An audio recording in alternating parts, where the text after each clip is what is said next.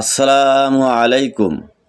খানা খাওয়ার ৬টি আদব যা আপনার জীবনে বরকত নিয়ে আসবে। কোরআন এবং হাদিস থেকে শুনুন। খানা খাওয়া কি শুধু ক্ষুধা নিবারণ নাকি এটি একটি ইবাদত? যে সমস্ত ভুলের কারণে আমাদের জীবনের বরকত কমে যায়। রাসূল করিম সাল্লাল্লাহু আলাইহি ওয়াসাল্লাম খানা খাওয়ার ৬টি আদব শিক্ষা দিয়েছেন। যেই পদ্ধতিতে খানা খেলে আমাদের জীবন বরকতে ভরে যাবে এবং রিজিকের মধ্যেও বরকত আসবে। আসুন আমরা এক এক করে ৬টি জেনে নেই।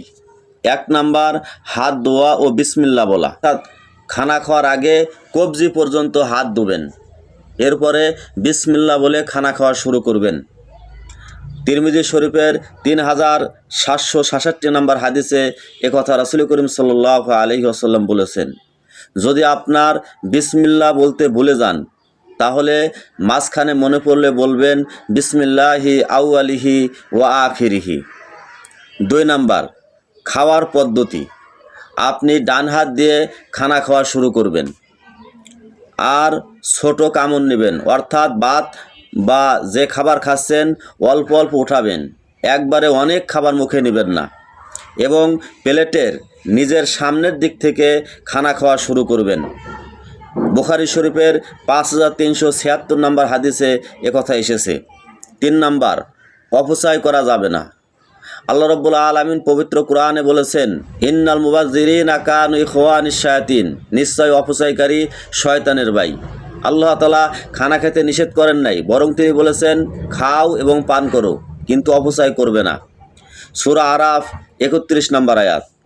৪ নম্বরে, হেলান দিবেন না, অর্থাৎ হেলান দিয়ে খানা খাবেন না। রাসূল করিম সাল্লাল্লাহু আলাইহি ওয়াসাল্লাম বলেছেন, আমি হেলান দিয়ে খানা খাই না। বুখারী 5398। ৫ নাম্বার, ফু দেওয়া নিষেধ। গরম খাবারে অনেক মানুষ ফু দিয়ে খায়। মনে রাখবেন, গরম খাবারে যদি ফু দেন তাহলে আপনার স্বাস্থ্যের ক্ষতি হবে। রাসূল করিম সাল্লাল্লাহু আলাইহি ওয়াসাল্লাম গরম খাবারে ফু দিতে নিষেধ করেছেন, বলছেন অপেক্ষা করো, ঠান্ডা হোক এরপরে খাও। তিরমিজি শরীফ 1888 নম্বর হাদিস। ৬ নাম্বার, পরিষ্কার পরিচ্ছন্নতা। যদি খাবার পড়ে যায় তাহলে সেটা উঠায়ে ধুয়ে পরিষ্কার করে আবার খাবেন, অর্থাৎ যেই খাবারটা পড়ে যায় সেটা শয়তানের জন্য রেখে দিবেন না। মুসলিম শরীফ 2033 নম্বর হাদিস। আর যখন খাওয়া শেষ হয়ে যাবে তখন বলবেন আলহামদুলিল্লাহ, সমস্ত প্রশংসা সেই মহান আল্লাহর জন্য।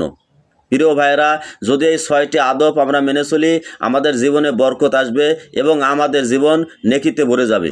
প্লিজ সাবস্ক্রাইব এবং লাইক করুন।